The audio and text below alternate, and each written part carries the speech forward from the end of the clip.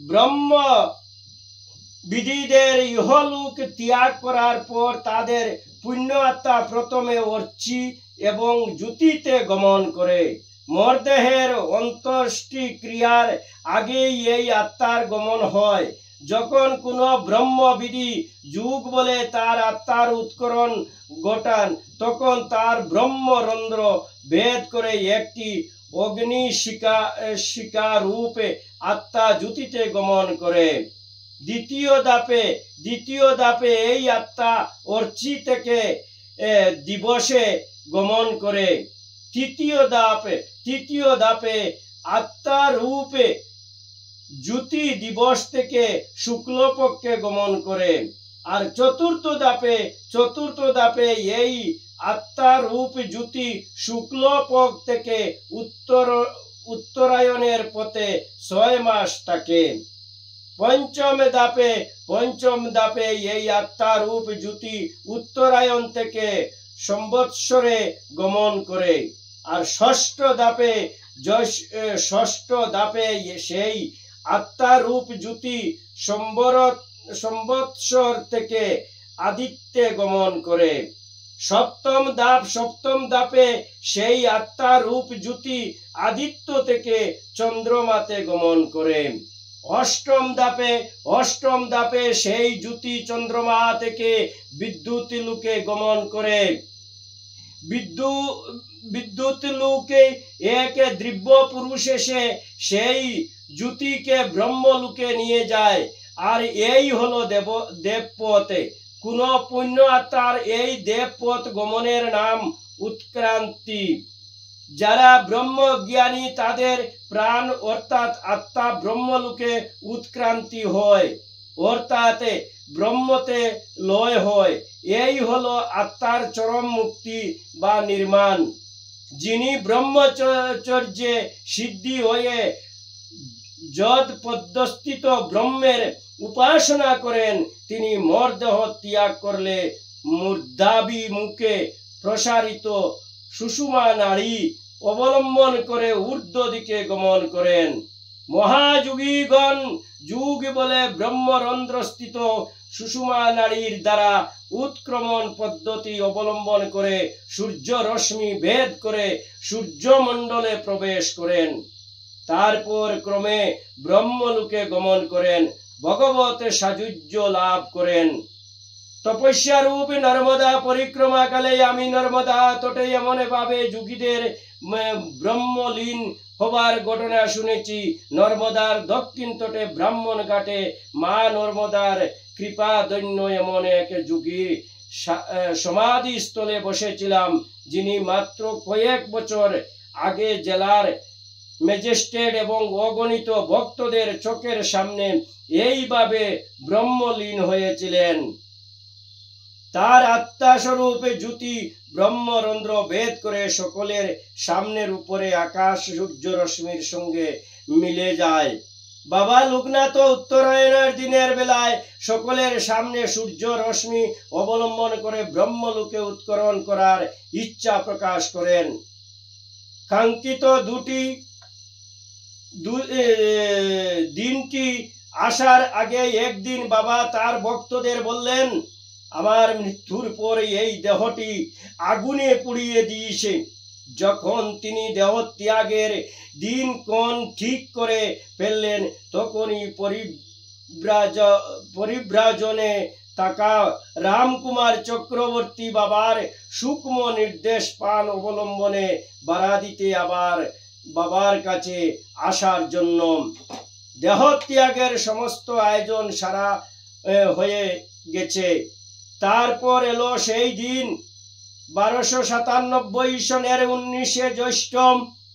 খুব সকালে উঠে বাবাই আদেশ করলেন সমস্ত আশ্রমবাসীদের ভোজন বেলা 9টার মধ্যে শেষ করার জন্য।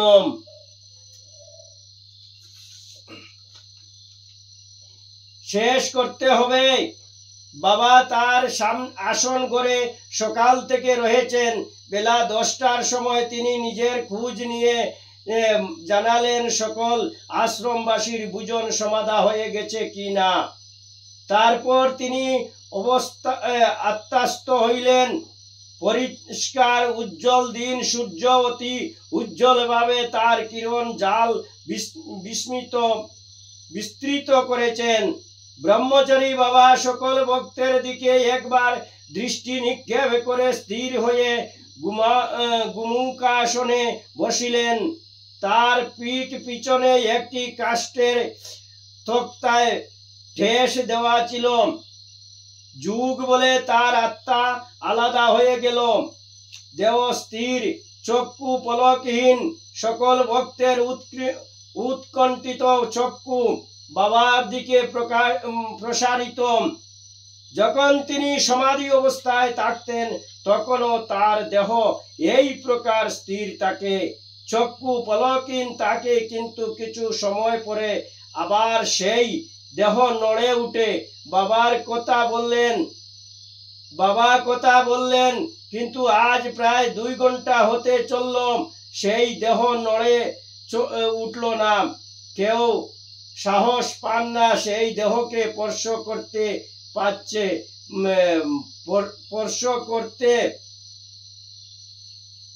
পাচ্ছে। বাবার ধ্যান ভঙ্গনি হয়ে যায়। ভক্তদের মধ্যে কেউ কেউ টুকরে কেঁদে উঠেন, এই বলে যে বাবা বোধহয় আর নেই। কেউ কেউ অস্থির আগ্রহে দেহের দিকে তাকিয়ে থাকেন, যদি অন্য দিনের মতো এই দেহটি আবার নড়ে উঠে, বাবা বুঝি এইবার কথা বলবেন। কিন্তু না, ওই দেহ নড়ে উঠার কোনো লক্ষণই দেখা গেল না। অবশেষে সকাল 11:55 সময় ভক্তগণ মিলে পরামর্শ করলেন যে একবার দেহটি স্পর্শ করে দেখলে হয়। তখন জানকী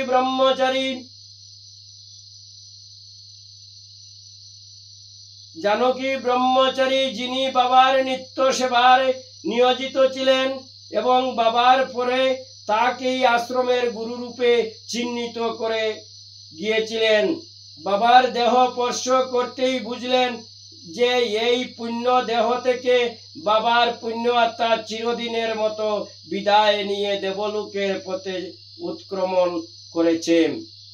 এই কথা প্রকাশ করার সঙ্গে সঙ্গেই বারাদি আশ্রম জনরণ্যে পরিণত হল। বাবার অগণিত ভক্ত সেই পুণ্য দেহটি একবার শেষ দর্শনের জন্য আশ্রমে এসে উপস্থিত হতে লাগিলেন। প্রত্যেকেরই চোখে জল, প্রত্যেকেই ভক্তের মনি আজ বাবার বিরহ ব্রেতায় কাতর বিষণ্ণ। এরপর শুরু হলো অন্ত্যেষ্টি ক্রিয়া। বাবার পুণ্য দেহকে মৃত ও চন্দনে চর্চরিত করা হলো। অনেক ভক্ত সেই কার্যে অংশগ্রহণ করে পুণ্য অর্জন করলেন।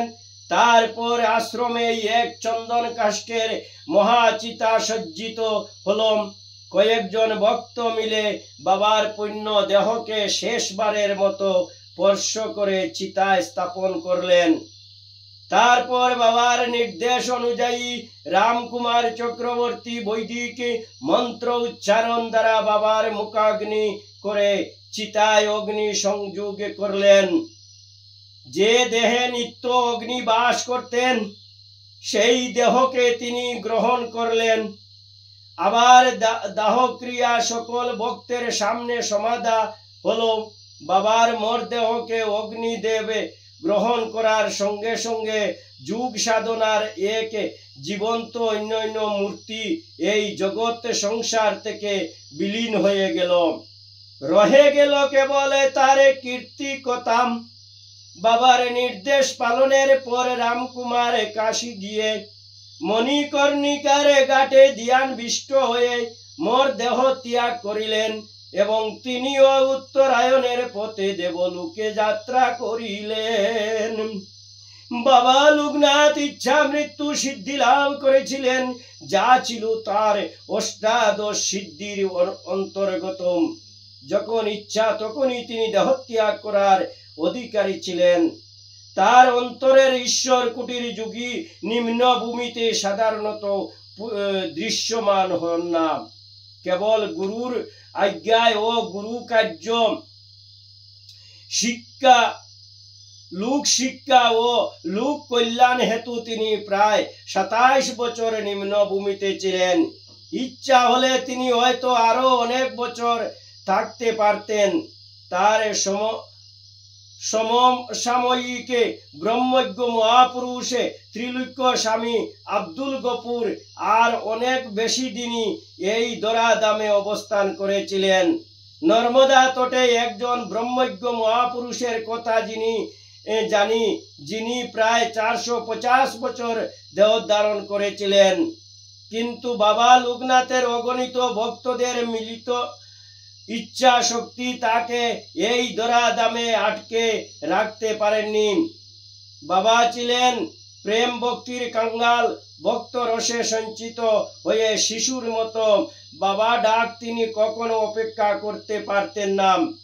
এই কথার সব থেকে বড় প্রমাণ ছিল যখন বাবা নিম্নভূমিতে অবতরণ করে ত্রিপুরার দাউদকান্দি গ্রামে এসে একটি গাছের নিচে অবস্থান করেছিলেন। সেই সময় একটি চাষির মেয়ে তাকে দেখতে পেয়ে প্রথম বাবা সম্বোধন করেন। সে রোজ বাবার জন্য খাবার বানিয়ে তার কাছে নিবেদন করে যেত, কিন্তু বাবা তখন না কথা বলতে পারতেন, না কোনো শক্ত খাবার খেতে পারতেন। মেয়েটি বাবার এই অবস্থান অবগত হয়ে নিজের হাতে সুজির পায়াস বানিয়ে নিয়ে বাবাকে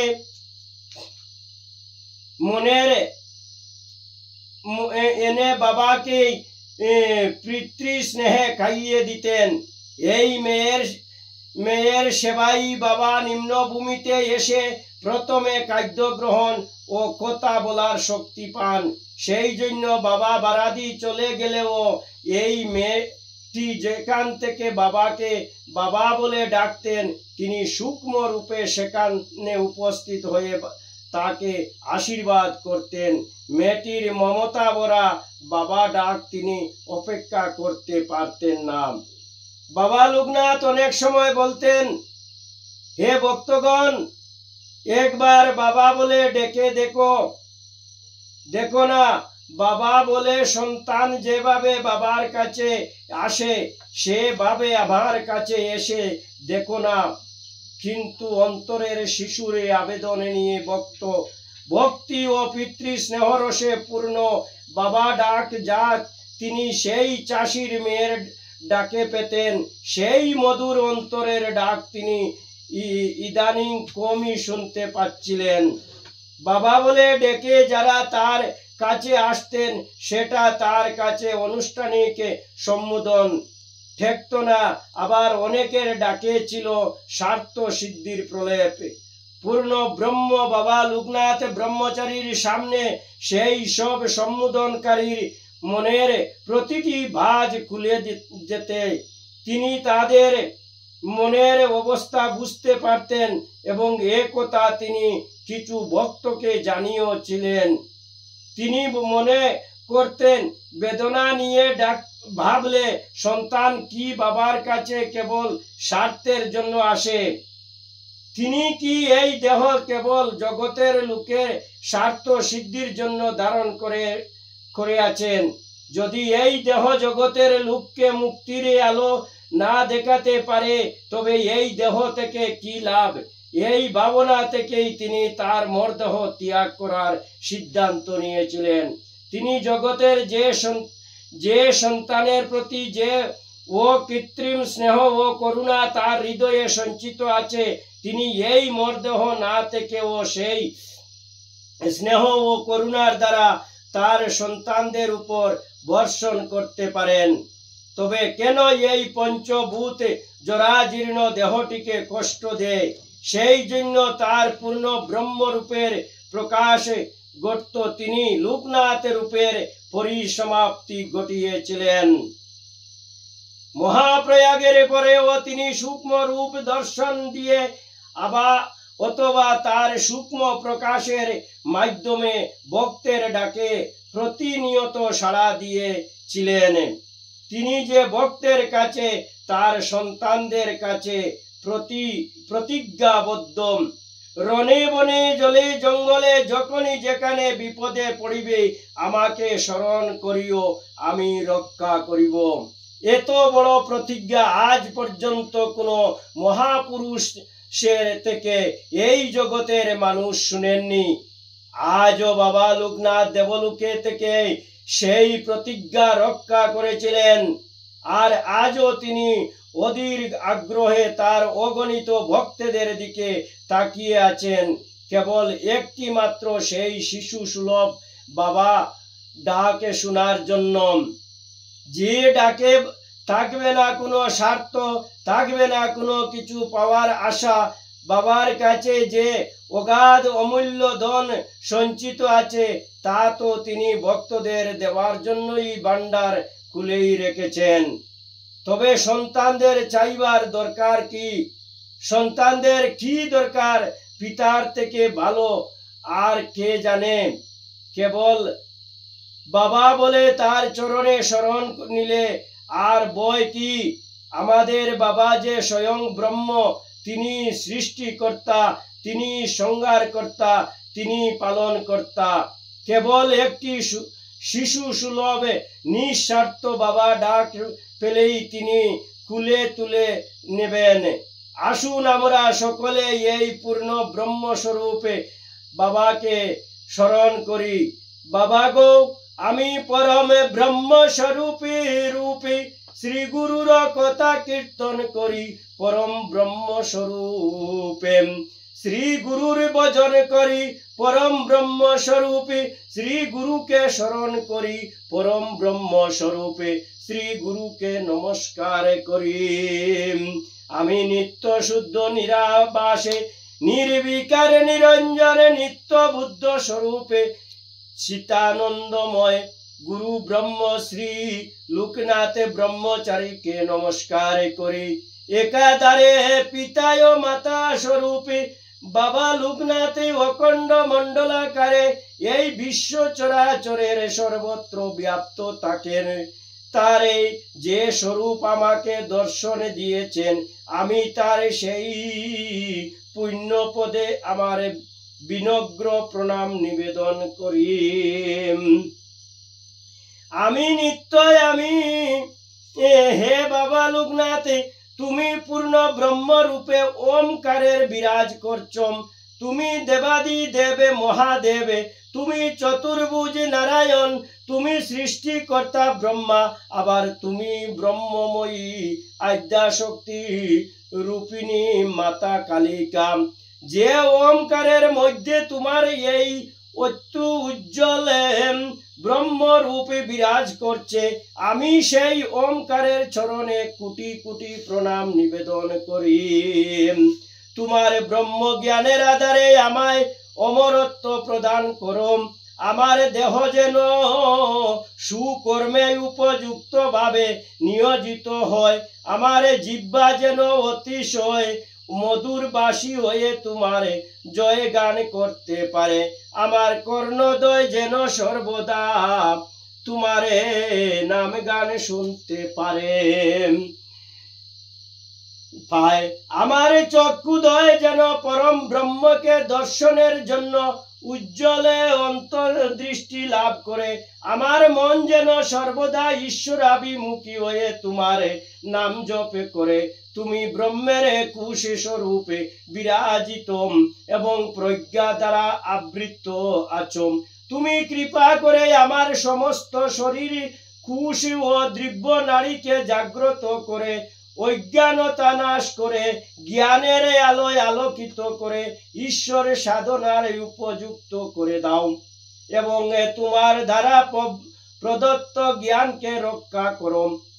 অজ্ঞানতায় পাশবদ্ধ এই মনে যদি কোনো আজ্ঞায় অন্যায় করে থাকে, তুমি তোমার শিশু সন্তানকে নিজ গুণে ক্ষমা করে তোমার চরণে ঠাঁই দিও।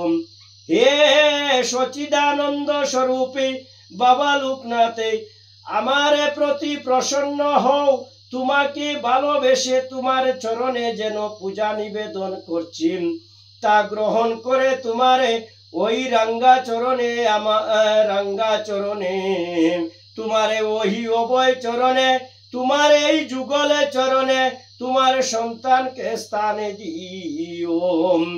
তুমি আমার কাছে সংগোপনে রয়েছ, সেই গোপনের আত্মরূপে থেকেও তুমি আমারে রক্ষা করতাম। হে পিতা, তোমার স্নেহের সন্তানের কাতর ডাক শুনো, আকুল প্রার্থনা শুনো। তোমার স্নেহের সন্তানের সহস্রোদ্ধ প্রণাম গ্রহণ করম। তুমি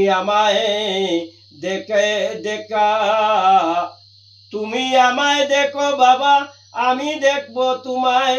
পিতা পুত্রের এই আলাপন রেখো তুমি সংগোপনে। ওমে নম ভগবতে লোকনাথায় নম। ওমে নম ভগবতে লোকনাথায় নম।